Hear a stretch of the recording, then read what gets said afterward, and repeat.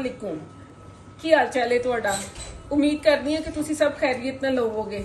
अज मैं अपने भरा दे घर आई सां ते उन्हें ये टिक्का पार्टी रखी है। कहना चलो बाजी तुसी आए हो तो चलो टिक्के ही बनाने हैं। तो मैं कहा चलो मैं तुहानू दसदी हां कि असीं ये टिक्के किस तरह बना रहे हैं।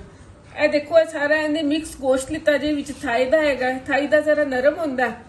सारा गोश्त लैके अनू बस ओही मसाले लाईदे ने जेडे सारे मसाले साडे किचन दे विच पाए जांदे ने। इहदे विच नमक, मिर्च, जीरा पाउडर, सुके धनिए दा पाउडर, अजवाइन, ये सारे मसाले दही दे विच मिक्स करके ते नाल सब्ज मिर्चां थोड़ियां जिन्हें पीस के वो भी पा लो।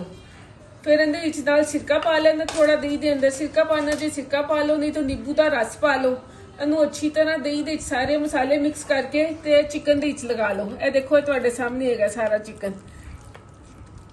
मसाले लगा के ते फिर तुसी इहनू 2-3 घंटिया वास्ते रख देना। जदों इहदे अंदर मसाला रच जाएगा ते फिर तुसी इहनू इस तरह सीखां ते लगा लेना। सीखां ते लाने तो बाद फिर जदों असीं इहनू पकावांगे फिर मैं तुहानू दिखानी है। आ देखो जी अंगीठी हो गई जी तैयार। इन्हें कोले सारे जला जलू दिते ने, सारी अंगीठी तैयार कर दी है। तो हुण जो देख दो सही कोले जेडे ने पकदे पे ने। इहदे उत्ते हुणे चिकन दी जिहड़ियां सीखां बनाईयां सन ये सीखां रखेगा। सारियां चिकन दी सीखां रख दित्तियां उत्ते।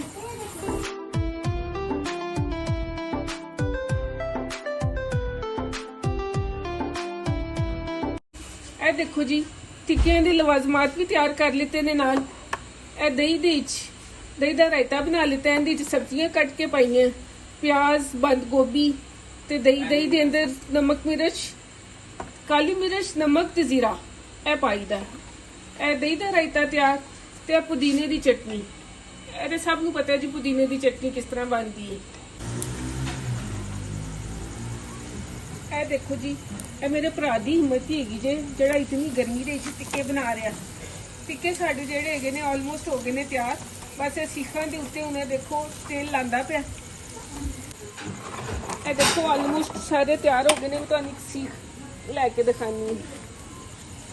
ए देखो